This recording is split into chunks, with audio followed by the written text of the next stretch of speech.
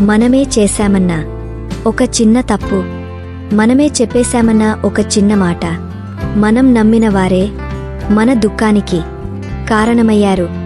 ఇలాంటివి మీ జీవితంలో జరిగినాయా? అయితే ఈరోజు నేను చెబుతున్న కథ మీ జీవితాన్ని మారుస్తుంది. ఒక ఊరిలో మాధవ్ అనే యువకుడు ఉండేవాడు. చాలా పేదవాడు. ఏ పని చేసినా దురదృష్టమే వెంటాడేది. అతని ఏదైనా పని చేద్దామని ఎంత వెతికినా అతనికే పని దొరకడం లేదు. అతడిని ఎవరూ పనిలో పెట్టుకోవడం లేదు. ఒకరోజు అతని భార్య అతని వద్దకు వచ్చి, చూడండి, ఇల్లు గడవడం చాలా కష్టంగా ఉంది. మన ఇంట్లో తినడానికి తిండి లేదు. నువ్వు ఏ పని కూడా చేయడం లేదు అంటుంది. అప్పుడు మాధవ్, నేను ఎంత ప్రయత్నిస్తున్నా ఎవ్వరూ పని ఇవ్వడం లేదు. నాకేమీ అర్థం కావడం లేదు. ఇంక నేను ధనం ఎలా సంపాదించాలి? నా పిల్లల్ని నిన్ను ఎలా పోషించాలి? నాకు చాలా భయంగా ఉంది. అప్పుడు అతని భార్య, బాగా ఆలోచించి చూడండి. మీరు పని కోసం ఒక వ్యాపారి వద్దకు ఒక్కసారి మాత్రమే వెళ్తున్నారు. మళ్ళీ ఒకసారి వెళ్ళి తిరిగే బతిమిలాడి అడుగు. మన అవసరం వాళ్లకు తెలియాలి. అప్పుడు నీకు తప్పకుండా అవకాశం వస్తుంది. మాధవ్ మరుసటి రోజు వ్యాపారి దగ్గరకు వెళ్ళి నమస్కరిస్తూ, నాకు ఏ పని అయినా ఇయ్యండి. జీతం ఎక్కువ ఉండకపోయినా పర్లేదు. నాకు ఈ పని చాలా అవసరమని అంటాడు. అతని వినయాన్ని చూసిన వ్యాపారి అతనికి పని ఇచ్చాడు. కానీ రోజులు గడుస్తుండగా మాధవ్లో అసంతృప్తి పెరిగింది. ఒకరోజు మాధవ్ వ్యాపారి దగ్గరికి వెళ్ళి, నేను కూడా మిగతా వాళ్లతో సమానంగా పని చేస్తున్నాను. ఏ పనికైనా వెనుకాడడం లేదు. వారు చేస్తున్నది నేను చేస్తున్నాను. కానీ వారికి మీరు ఎక్కువ జీతం ఇస్తున్నారు.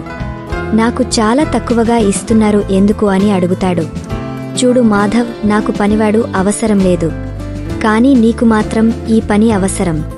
నీ పరిస్థితి చూసి నేను ఈ పని నీకిచ్చాను. నువ్వు దానికి ధన్యవాదాలు చెప్పాలి. కాని ఇప్పుడు నువ్వే నన్ను ప్రశ్నిస్తున్నావా? ఇంకా మాధవ్ ఏమీ అనలేక అక్కడ నుంచి వెళ్ళిపోయాడు. ఎందుకంటే ఆ వ్యాపారి చెప్పింది కూడా నిజమే కదా. మెల్లిమెల్లిగా తన బంధువులకు, మిత్రులకు చెప్పడం ప్రారంభించాడు.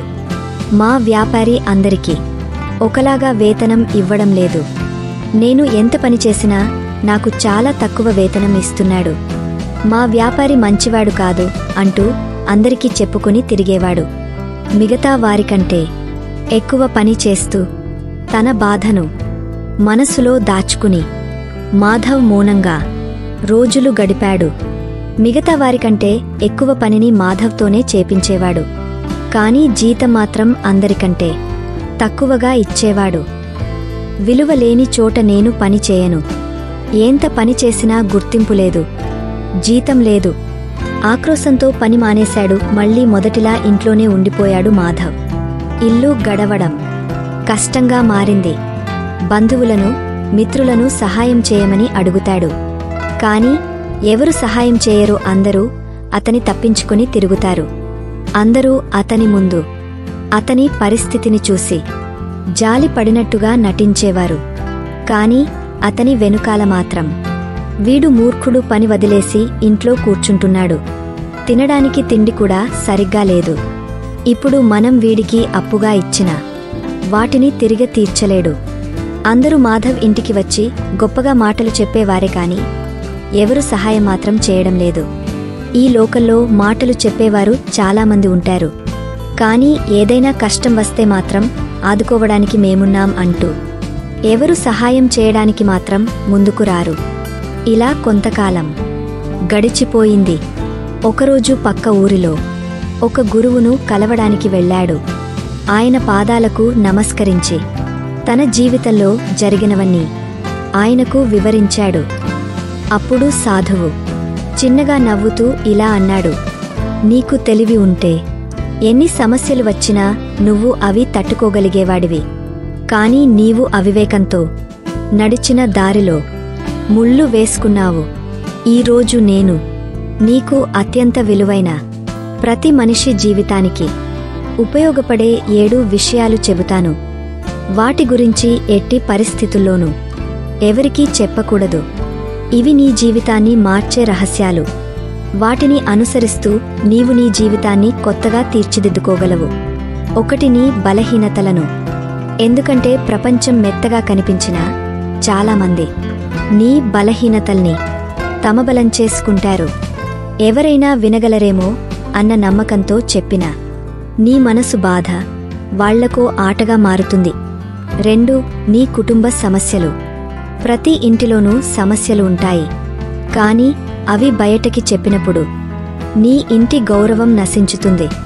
వాళ్ళు నిన్ను ఓదార్చినట్లు కనిపించవచ్చు, కాని అంతరంగంలో నీ కుటుంబాన్ని చిన్నచూపుతో చూస్తారు. నీ ఇంటి గడప దాటి ఏ సమస్యకు వెళ్లే హక్కు లేదు, అక్కడే పరిష్కారం వెతకాలి. 3 మీరు చేసిన దానం. నీ చేతి మేలును నీ పెదవులపై ఉంచవద్దు. ఓపికతో చేసిన సహాయం గొప్పదే, కాని అది చెప్పడం ద్వారా దానికి వెల కట్టేస్తావు. దానానికి గౌరవం ఉండాలంటే అది మౌనంగా ఉండాలి. 4 నీ భవిష్యత్తు ప్రణాళికలు. ప్రతి కల విత్తనం లాంటిది. అది మొలకెత్తే లోపు బయట పెడితే అది రాలిపోతుంది. నీ లక్ష్యాలు పెద్దవి కావచ్చు, కాని వాటిని నువ్వు సాధించేదాకా మౌనంగా ఉంచు. మాట్లాడితే ఊహలోనే జీవిస్తావు. నిశ్శబ్దంగా ముందుకెళ్తే నిజంగా సాధిస్తావు. 5 నీ ధైర్యాన్ని బలవంతంగా చూపించొద్దు. బలమున్నవాడు గర్జించడు. అతను అవసరమైనప్పుడు మాత్రమే స్పందిస్తాడు. నీ ధైర్యాన్ని అరిచే అవసరం లేదు. నిశ్శబ్దంగా ఉండి చలనం రానివారిని కదిలించగలగాలి. 6 నీ ఆధ్యాత్మిక అనుభవాలను ఎవరికీ చెప్పకూడదు. దేవుడు నీతో మాట్లాడా? నీవు ధ్యానంలో లోతుగా పయనించావా? అది నీకే చెందింది. దాన్ని చెప్పడం ద్వారా అది మాయమవుతుంది. ఆ అనుభూతులు మాటల్లో కాదు, నీ మారిన జీవనంలో కనపడాలి. వినిపించని ఆనందాన్ని గుండెల్లో దాచుకో. చూపించాల్సిన అవసరం లేదు. 7 నీకు జరిగిన అవమానాలు ఎవరి ముందు చెప్పకూడదు. ఎవరో నిన్ను అవమానపరిచారు, చులకన చేశారు అని. అదే బాధను వెంటనే ఎవరికైనా చెప్పాలనిపిస్తుంది. అలా చెప్పుకుంటే కొంత ఊరట కలుగుతుంది. కాని అదే సమయంలో నీ గర్వాన్ని, నీ ఆత్మవిశ్వాసాన్ని తుడిచేస్తుంది. నీవు మౌనంగా భరించిన అవమానాలే ఒకరోజు నీ గౌరవానికి బలంగా మారతాయి. వారు నిన్ను తక్కువగా చూసినా నీవు మౌనంగా సాధించిన విజయాలు వాళ్లను ఆశ్చర్యపరుస్తాయి.